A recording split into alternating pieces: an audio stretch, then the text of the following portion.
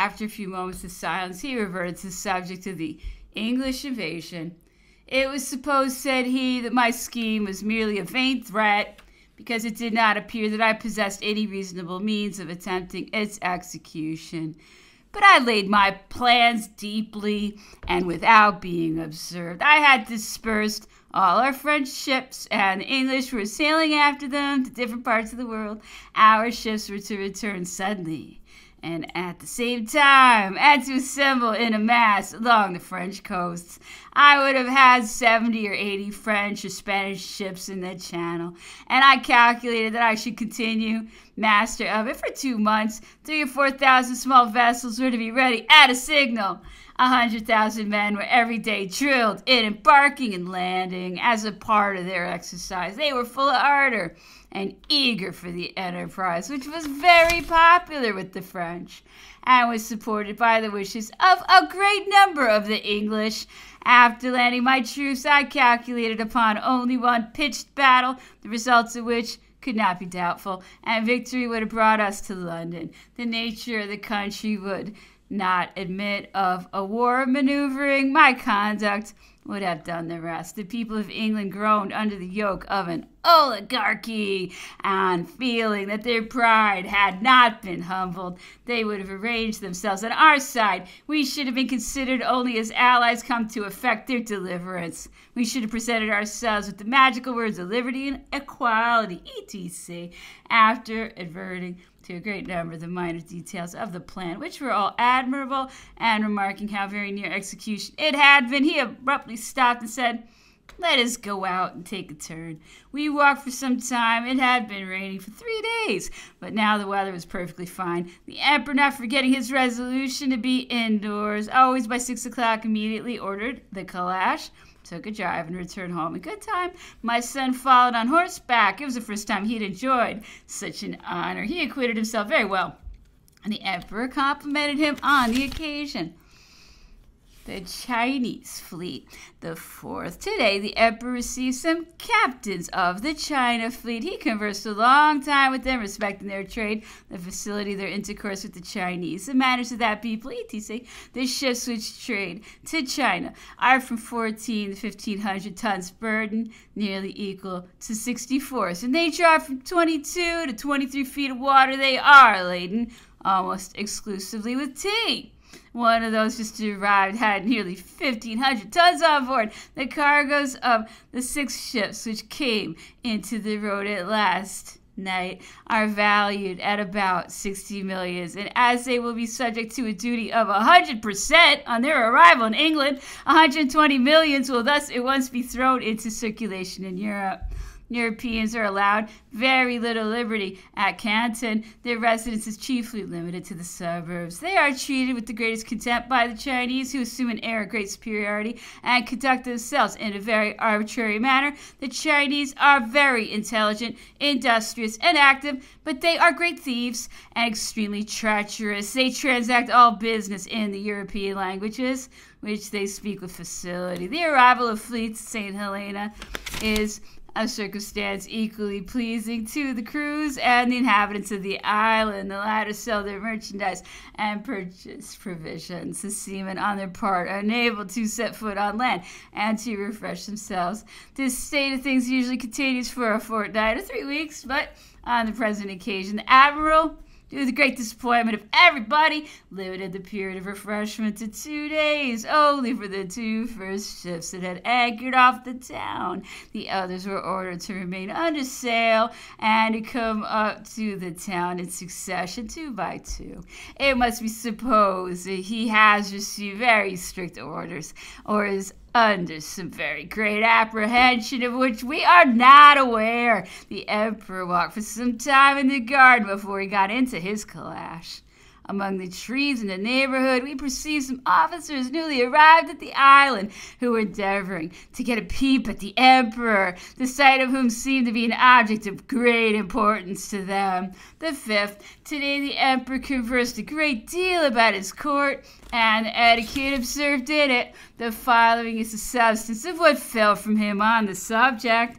At the period of the Revolution, the courts of Spain and Naples still imitated the ceremony and grandeur of Louis XIV, mingled with the pomp and exaggeration of the Castilians and Moors. They were insipid and ridiculous. The court of St. Petersburg had assumed the tone and forms of the drawing room. That of Vienna had become quite citizen-like, and there no longer remained any vestige of the wit, the grace, and the good taste of the court of Versailles. When therefore Napoleon attained the sovereign power, he found a clear road before him, and he had an opportunity of forming a court according to his own taste. He was desirous of adopting a national medium of accommodating the dignity of the throne to modern customs, and particularly by making the creation of a court contribute to improve the manners of the great and promote the industry of the mass of the people. It certainly was no easy matter to reconstruct the throne on the very spot where a reigning monarch had been judicially executed, and where the people had constitutionally sworn their hatred of kings.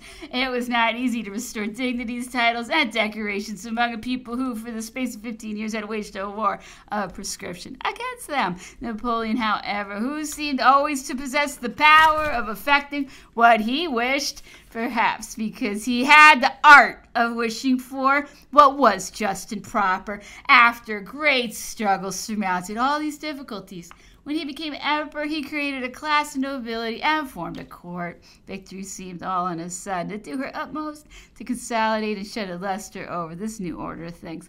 All Europe acknowledged the emperor.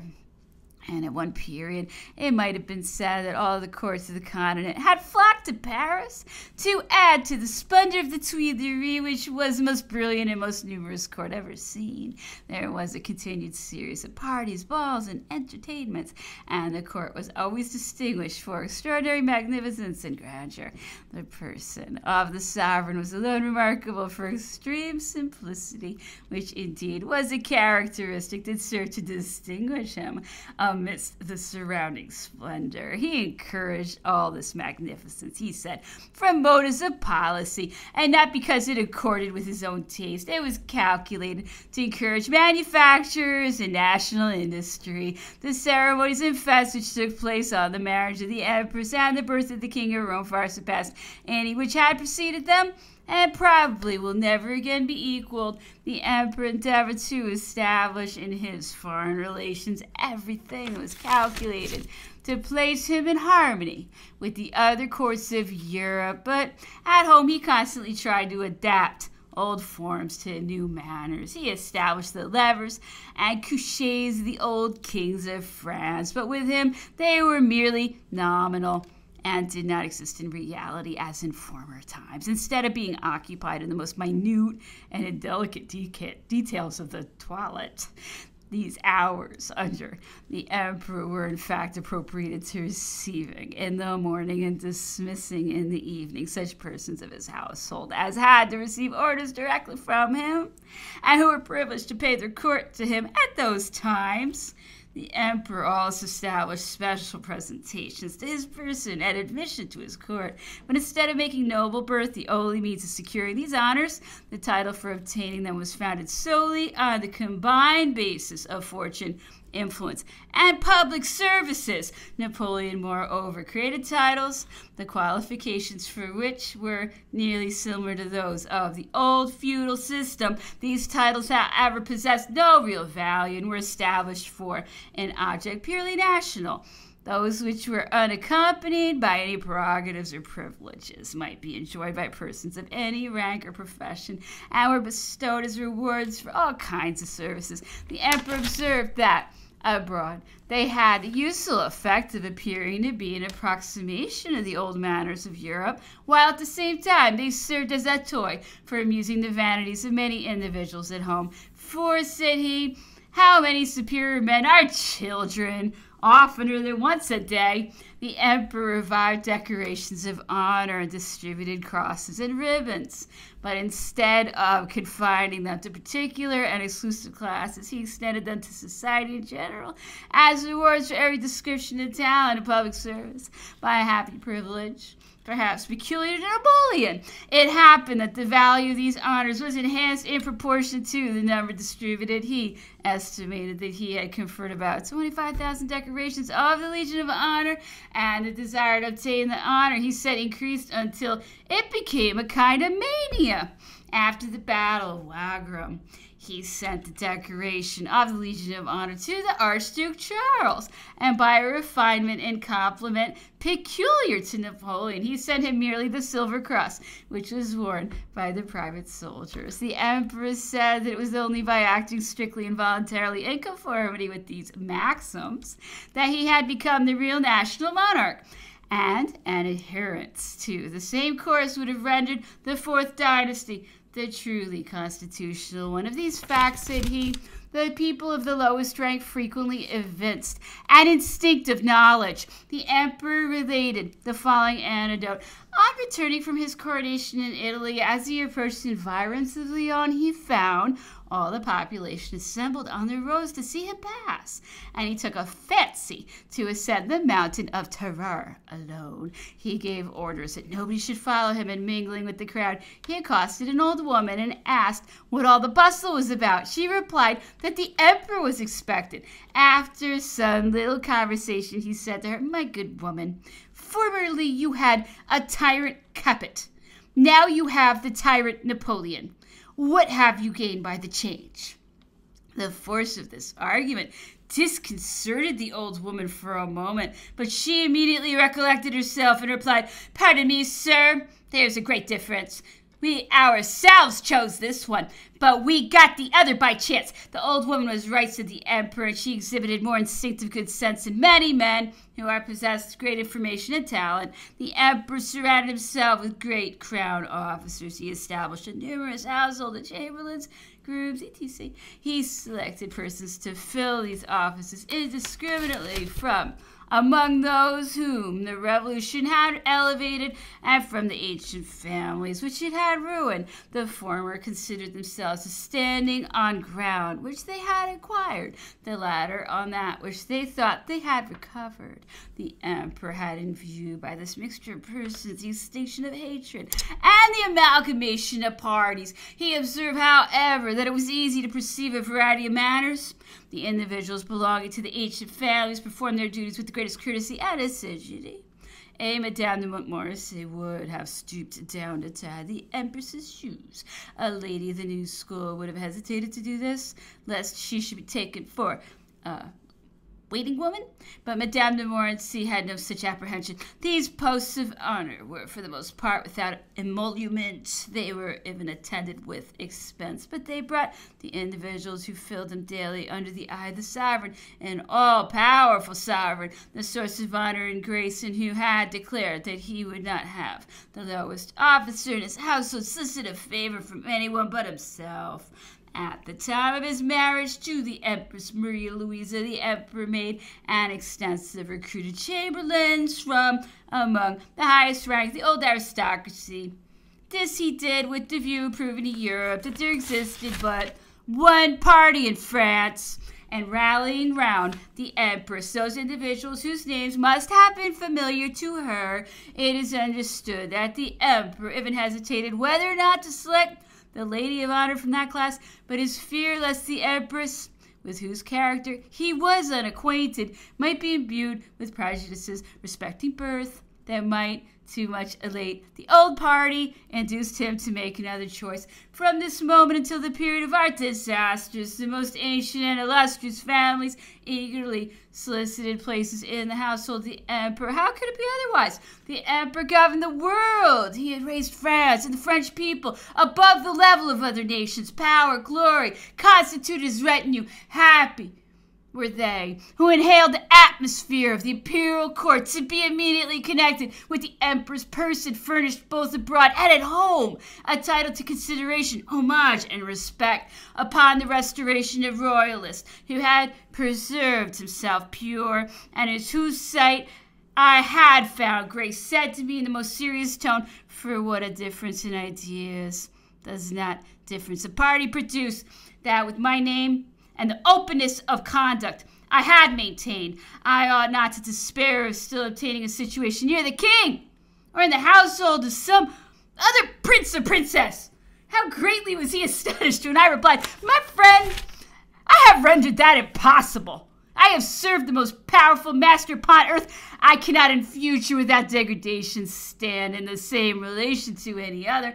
Know that when we conveyed the orders of the emperor to a distance into foreign courts, wearing his uniform, we considered ourselves and were everywhere treated as upon an equality with princes. He has presented to us a spectacle of no less than 7 kings waiting his salutes in the midst of us and with us. On his marriage, 4 queens bore the robe of the empress, of whom, moreover, one of us was the gentleman usher, and other the equerry. Trust, then, my friend, that a noble ambition may be perfectly satisfied with such honors.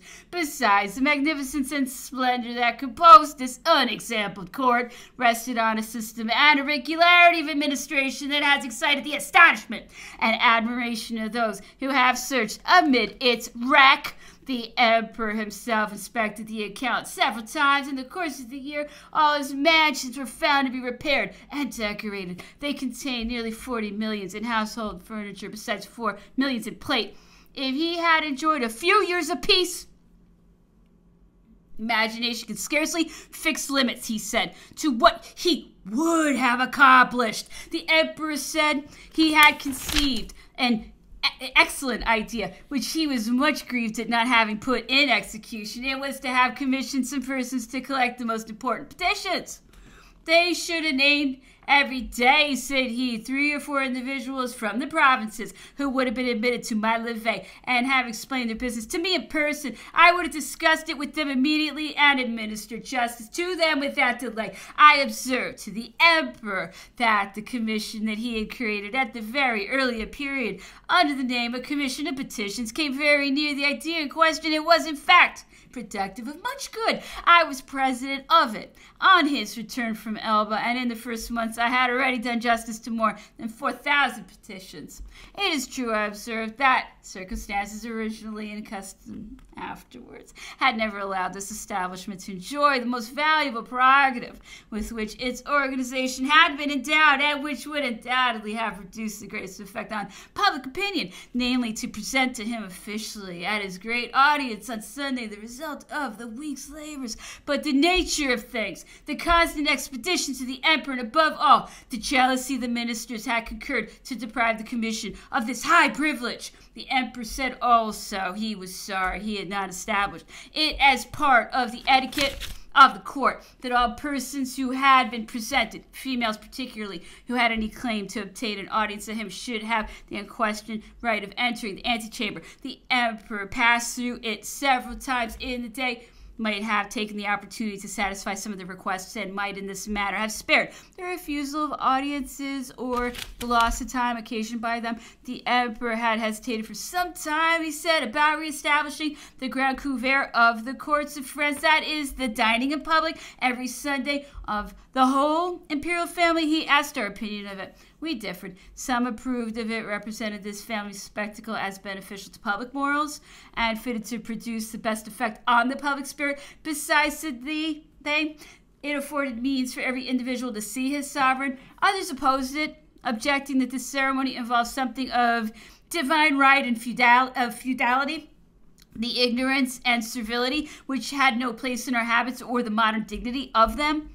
They might go to see the sovereigns at the church or the theater. There they joined at least in the performance of his religious duties or took part in his pleasures. But to go and see him eat was only to bring ridicule on both parties. The sovereignty having now become, as the emperor had so well said, a magistracy, should only be seen in full activity, conferring favors, redressing injuries, transacting business, reviewing armies, and above all, divested of all the infirmities and the wants of human nature, etc. Its utility, its benefits should form its new charm. The image of the sovereign should be present continually and unlooked for like providence. Such was the new school.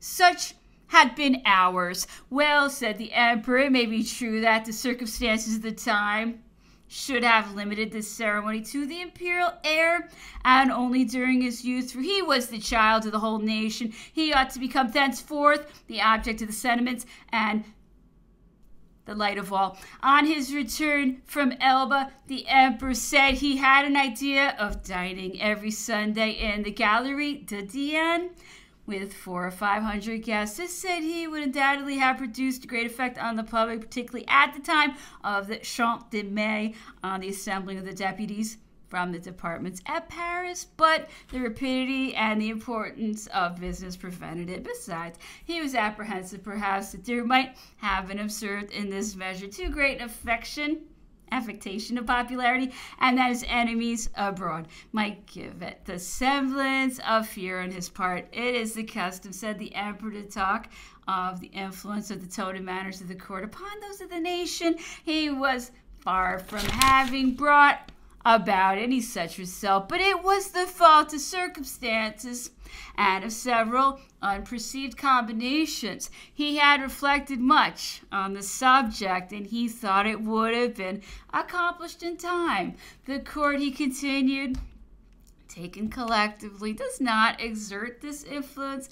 It is only because its elements, those who compose it, go to communicate, each in his own sphere of action, that which they have collected from the common source. The tone of the court, then, is not infused into a whole nation, but through intermediate societies. Now, we had no such societies, nor could we yet have them. Those delightful assemblies where one enjoys so fully the advantages of civilization suddenly disappear at the approach of revolutions and are reestablished, but slowly when the tempests dissipate. The indispensable basis of company are indolence and luxury, but we were all still in a state of agitation, and great fortunes were not yet firmly established. A great number of theaters, a multitude of public establishments, moreover presented pleasures more ready, less constrained, and more exciting. The women of the day, taken collectively, were young. They liked better to be out and to show themselves in public than to remain at home and compose a narrower circle. But they would have grown old, and with a little time and tranquility, everything would have fallen into its natural course. And then again, he observed, it would perhaps be an error to judge of a modern court by the remembrance of the old ones. The power certainly resided in the old courts. They said the court and the city at the present day. If we desired to speak correctly, we were obliged to say the city and the court. The feudal lords, since they have lost their power, seek to make themselves amends in their enjoyments. Sovereigns themselves seem to be, for the future, subjected to this law. The throne, with our liberal ideas, insensibly ceased to be a seigneury and became purely a magistracy. The prince, having only a simple practical character to sustain, always sufficiently dull and tedious in the long run, must seek to withdraw from it, to come as a mere citizen and take his share in the charms of society. Among a great number of new measures projected by the emperor for a more tranquil fortuity, his favorite idea had been peace being obtained and repose secured, to devote his life to purifying the administration and the local ameliorations, to be occupied in perpetual tours in the departments. He would have visited, not hurried over, sojourned, not posted through. He would have used his own horses, would have been surrounded by the empress, the king of Rome, his whole court. At the same time, he wished this great equipage not to be burdensome to any, but rather benefit to all. A suite of tapestry hangings and all the other appendages following in the train would have furnished and decorated his places of rest. The other persons of the court, he said, would have been quartered on the citizens, who would have looked upon their guests as a benefit rather than a burden, because they would always have been the sure means of acquiring some advantage or some favors.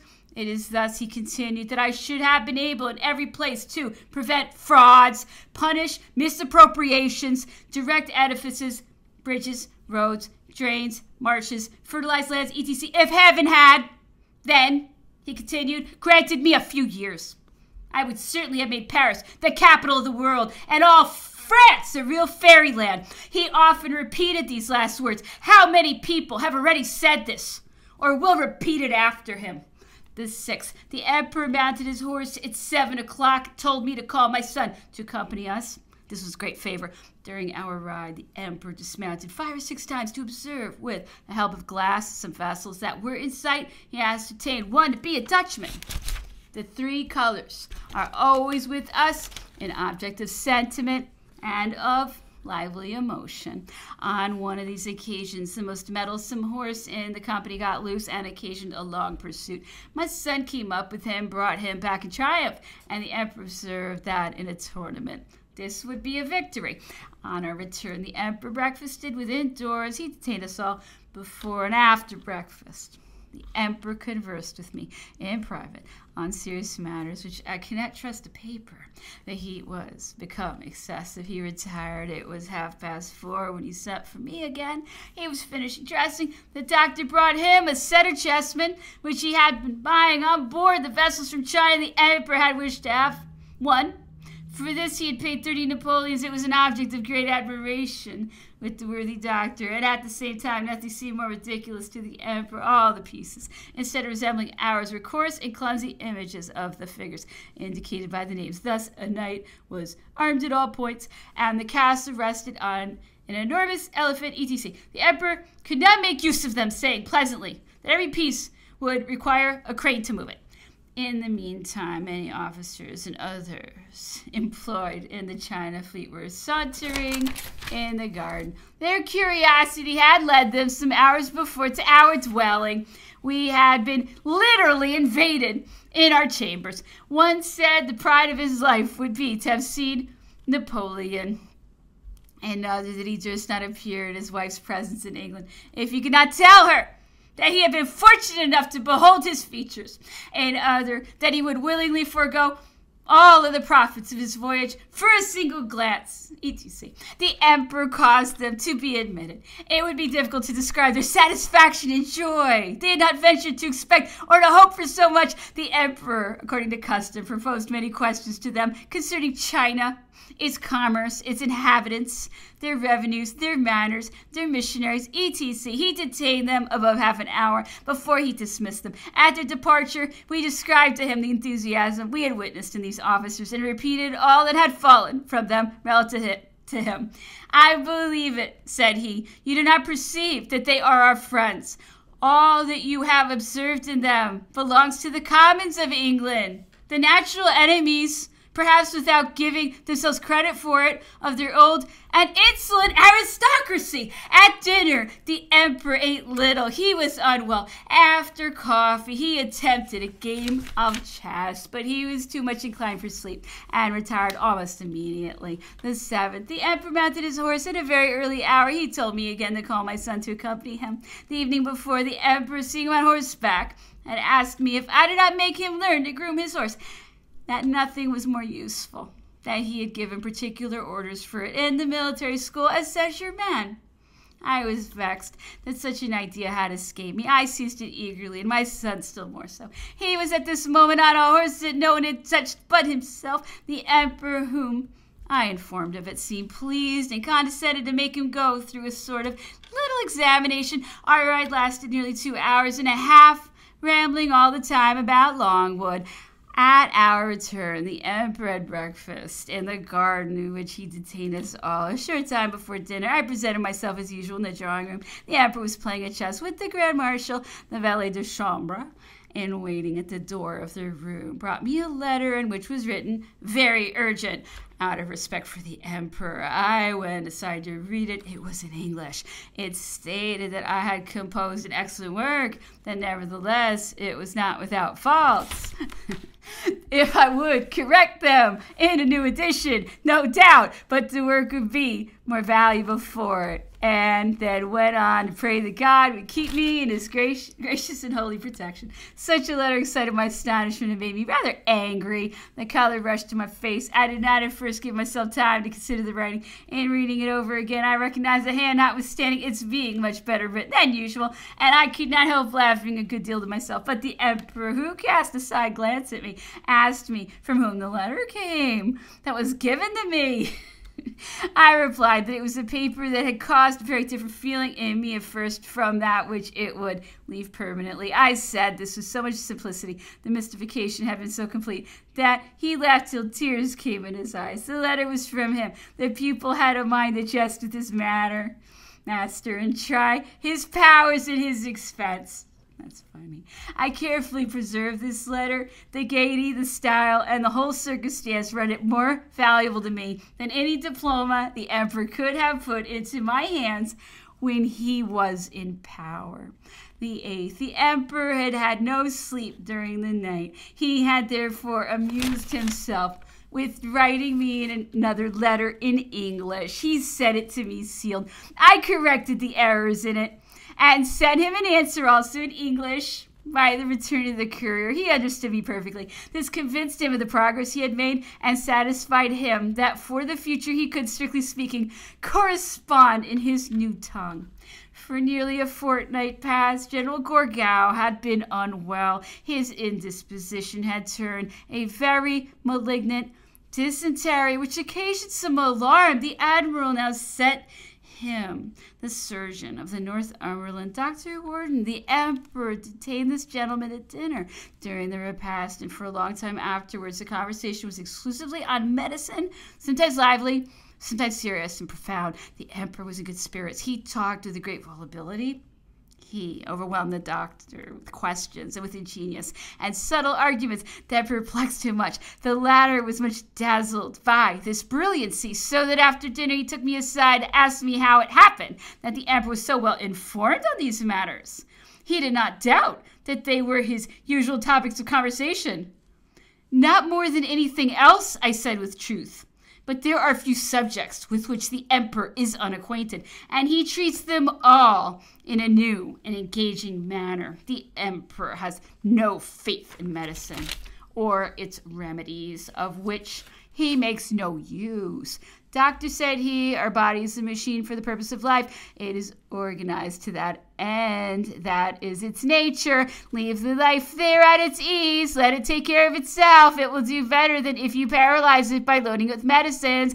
It is like a well-made watch, destined to go for a certain time. The watchmaker has not the power of opening it. He cannot meddle with it, but at random, and with his eyes bandaged. For one who, by dint of racking it with his ill-formed instruments, succeeds in doing it any good, how many blockheads destroy it altogether? The emperor then did not admit the utility of medicine, but in a few cases, in disorders that were known and distinctly ascertained by time and experience. And he then compared the art of the physician with that of the engineer. In regular sieges where the maxims of Vauban and the rules of experience had brought all their chances within the scope of known laws. In accordance, too, with these principles, the emperor had conceived the idea of a law which should have allowed to the mass of medical practitioners in France the use of simple medicines only, and forbidden them to employ heroic remedies, that is, such as may cause death unless they made 3,000 or 4,000 francs at least by their profession, which, said he, afforded grounds for supposing them to have education, judgment, and a certain public reputation. This measure, said he, was certainly just and beneficent, but in my circumstances it was unseasonable. Information was not yet sufficiently diffused, no doubt, but the mass of the people would have only seen an act of tyranny in the law, which, notwithstanding, would have rescued them from their executioners. The emperor had frequently attacked the celebrated Corvisart, his physician, upon the subject of medicine. The latter, waiving the honor of the profession and of his colleagues, confessed that he entertained nearly the same opinion and even acted upon them. He was a great enemy to medicines and had employed them very sparingly. The Empress Maria Louisa, suffering much during her pregnancy and teasing him for relief, he artfully gave her some pills composed of crumb of bread, which she observed did her a great deal of good. The emperor said he had brought Corvisart to admit that medicine was a resource available only for the few, that it might be of some benefit to the rich, but that it was the scourge of the poor. Now, do you not believe, said the emperor, that seeing the uncertainty of the art itself and the ignorance of those who practice it, its effects taken in the aggregate are more fatal than useful to the people? Corvisar assented without hesitation. But have you never killed anybody yourself? Continued the emperor. That is to say, have not some patients died, evidently in consequence of your prescriptions? Undoubtedly, replied Corvisar, but I ought no more to let that weigh upon my conscience than would your majesty if you had caused the destruction of some troops, not from having made a bad movement, but because their march was impeded by a ditch or a precipice, which it was impossible for you to be aware of. Thence the emperor went on to some problems and definitions which he proposed to the doctor. What is life? Said he to him. When and how do we receive it? Is that anything but mystery yet? Then he defined harmless madness to be a vacancy or incoherence of judgment between just ideas and the application of them. An insane man eats grapes in a vineyard that is not his own, and in reply to the expostulations of the owner says, "Here two of us, the sun shines upon us, and I have a right to eat these grapes." The dangerous madman was he in whom this vacancy or incoherence of judgment occurred between ideas and actions. It was he who cut off the head of a sleeping man and concealed himself behind a hedge to enjoy the perplexity of the dead body when it should wake. The emperor next asked the doctor what was the difference between sleep and death, and answered the question himself by saying that sleep was the momentary suspension of the faculties within the power of our volition, and death the lasting suspension not only these faculties, but also of those over which our will has no control. From that, the conversation turned upon the plague. The emperor maintained that it was taken by inspiration as well as by contact. He said that it was rendered most dangerous and most extensively propagated by fear. Its principal seat was in the imagination. In Egypt, all those in whom that the imagination was affected perished. The most prudent remedy was moral courage. He had touched with impunity, he said, some infected persons at Jaffa, and had saved many lives by deceiving the soldiers during 2 months as to the nature of the disease. It was not the plague, they were told, but a fever accompanied with ulcers. Moreover, he had observed that the best means to preserve the army from it were to keep them on the march and give them plenty of exercise. Fatigue and the occupation of the mind upon other subjects were found the surest protection, etc. The emperor also said to the doctor, if Hippocrates were on a sudden to enter your hospital, would he not be much astonished? Would he adopt your maxims and your methods? Would he not find fault with you on your part? Would you understand his language? Would you at all comprehend each other? He concluded by pleasantly extolling the practice of medicine in Babylon, where the patients were exposed at the door, and the relations sitting near them stopped the passages to inquire if they had ever been afflicted in a similar way, and what had cured them. One had at least a certainty, said he, of escaping all those whose remedies had killed them. 9th, I was breakfasting with the emperor after our English lesson when I received a letter from my wife that filled me with joy and gratitude. She said that neither fear, fatigue, nor distance could prevent her from joining me. That's sweet. Separated from me, she could experience no happiness, and that she was only waiting for the proper season. Admirable devotion, superior to all that we have manifested here, inasmuch as it exerted with the perfect knowledge all of its consequences. I cannot think that in England they will have the cruelty to refuse her.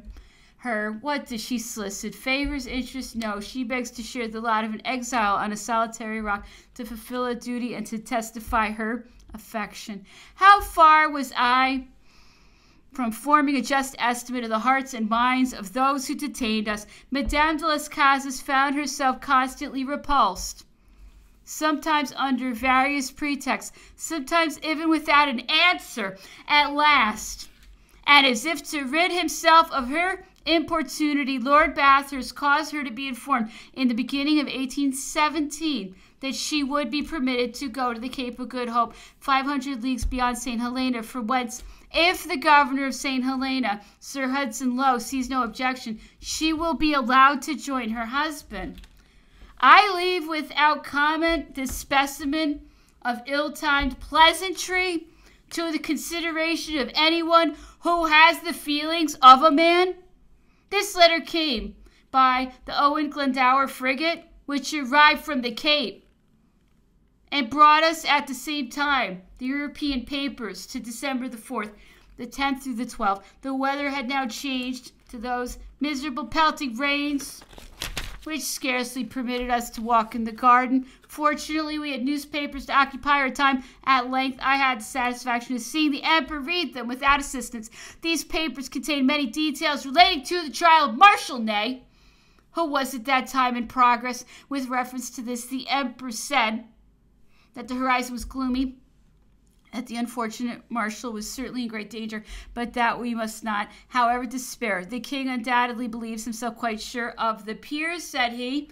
They are certainly violent enough, firmly resolved, highly incensed, but for all that, suppose the slightest incident, some new rumor, or I know not what, then you would see, in spite of all the efforts of the king, and of what they believe to be the interest of their cause, the chamber of peers would all on a sudden take it into their heads not to find him guilty, and thus Ney may be saved. This led the emperor to dilate upon our volatile, fickle, and changeable disposition. All the French, said he, are turbulent and disposed to rail, but they are not addicted to seditious combinations, still less to actual conspiracy. Their levity is so natural to them, their change is so sudden, that it may be said to be a national dishonor. They are mere weathercocks, the sport of the winds. It is true, but this vice is with them free from the calculation of interest, and that is their best excuse. But we must only be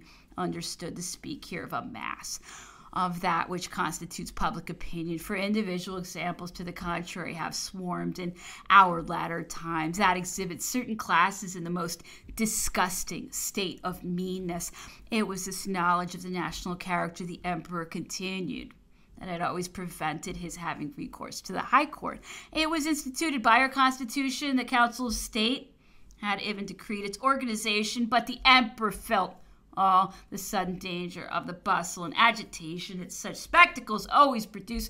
Such a proceeding, he said, was in reality an appeal to the public, and was always highly injurious to authority when the accused gained the cause. A ministry in England might sustain without inconvenience the effects of a decision against it under such circumstances, but a sovereign like me, and situated as I was, could not have suffered it without the utmost danger to public affairs. For this reason, I preferred having recourse to the ordinary tribunals. Malevolence often started objections to this, but nevertheless, among all those whom it was pleased to call victims, which of them, I ask of you, has retained his popularity in our late struggles?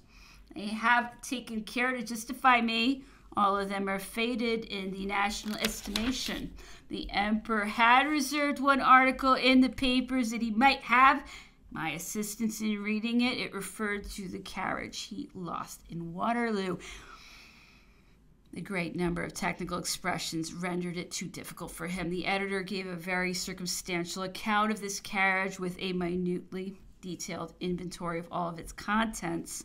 To this, he sometimes added the most frivolous reflections in mentioning a small liquor case. He observed that the emperor never forgot himself, but took care to want nothing.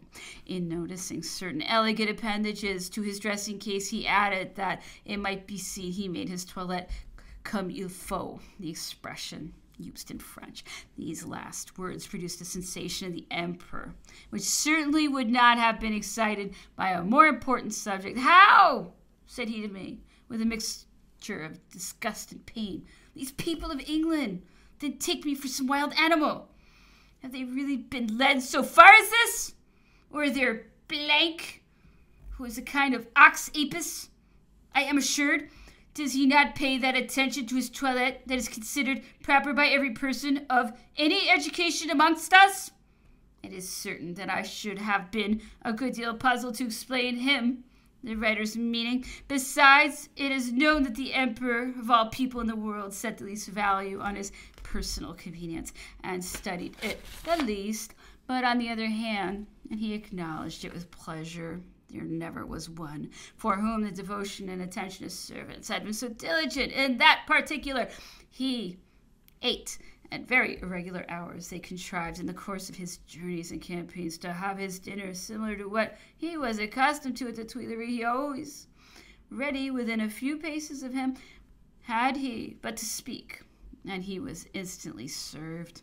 He himself said it was magic. During 15 years he constantly drank a particular sort of Burgundy, Chambertin, which he liked and believed to be wholesome for him.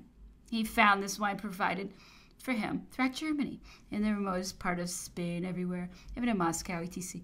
And it may truly be said that art, luxury, and refinement of elegance and good taste contended around him, as if without his knowledge to afford him gratification.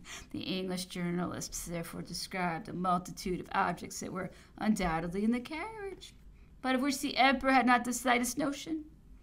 Not that he was at all surprised at it, he observed. The bad weather, which continued to confine us within doors, had no influence on the disposition of the emperor, who at this particular time seemed more unreserved and talked more than usual. He spoke at length and with the most minute details of the famous interview at Dresden. The following are extracts from his conversation. This was the epoch when the power of Napoleon was at its height.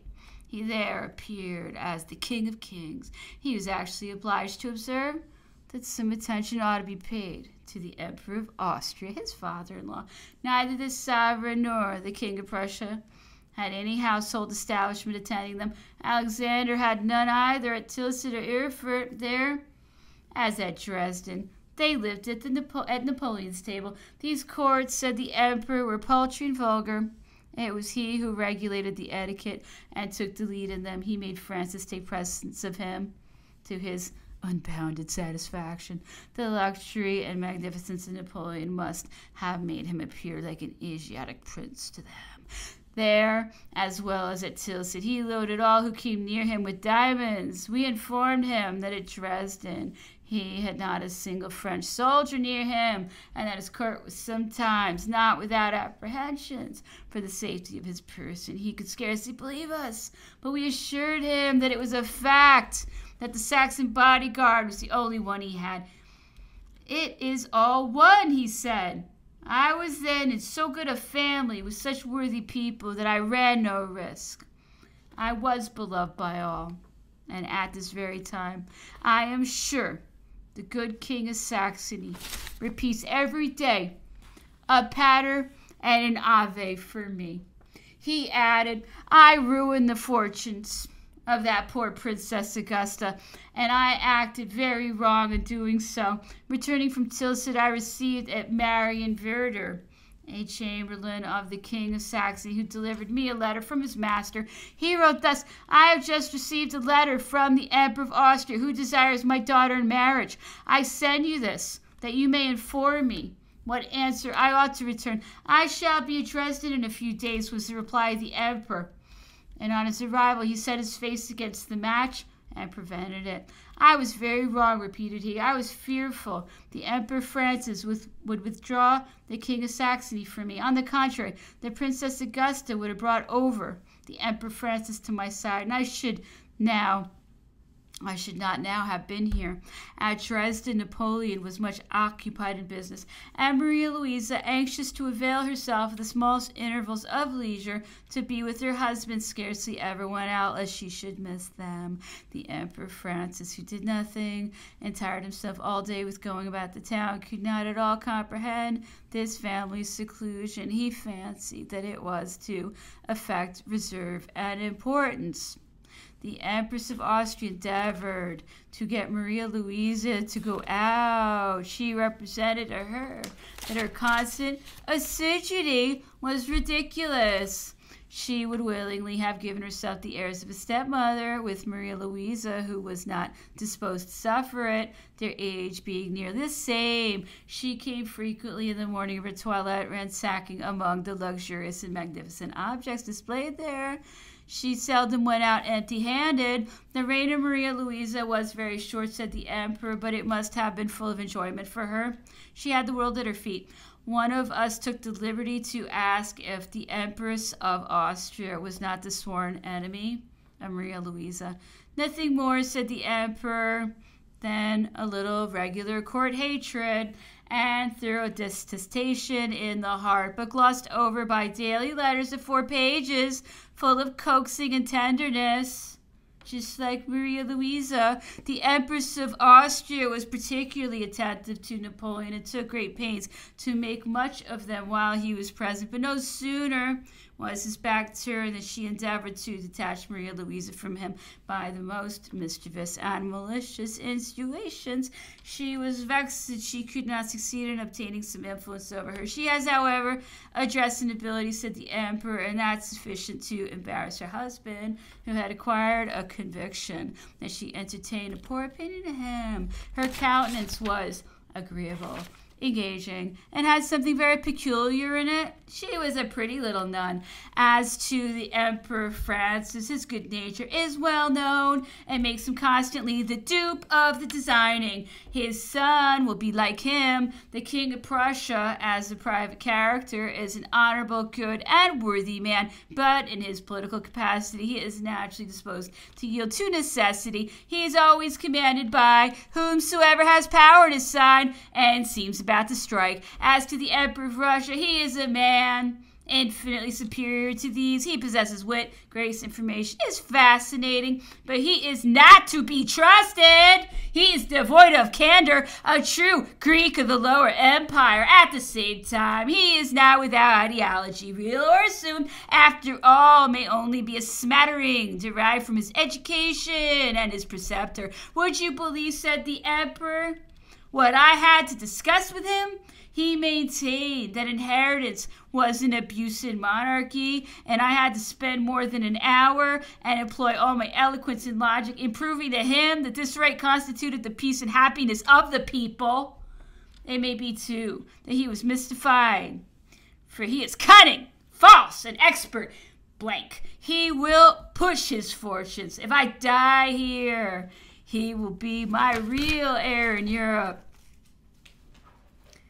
I alone was able to stop him with his deluge of Tartars. The crisis was great and will have lasting effects upon the continent of Europe, especially upon Constantinople. He was solicitous with me for the possession of it. I have had much coaxing on this subject, but I constantly turned a deaf ear to it. It was necessary that empire, shattered as it appeared, should constantly remain a point of separation between us. It was the marsh that prevented my right from being turned. As to Greece, it is another matter. And after talking a while upon that country, he renewed the subject. Greece awaits a liberator. There will be a brilliant crown of glory. He will inscribe his name forever with those of Homer, Plato, and Epaminondas. I, perhaps, was not far from it. When, during my campaign in Italy, I arrived on the shores of the Adriatic, I wrote to the Directory that I had before my eyes the kingdom of Alexander. Still later, I entered into engagements with Ali Pasha, and when Corfu was taken from us, they must have found their ammunition and a complete equipment for an army of 50,000 men. I caused maps to be made, Macedonia, Serbia, Albania, etc.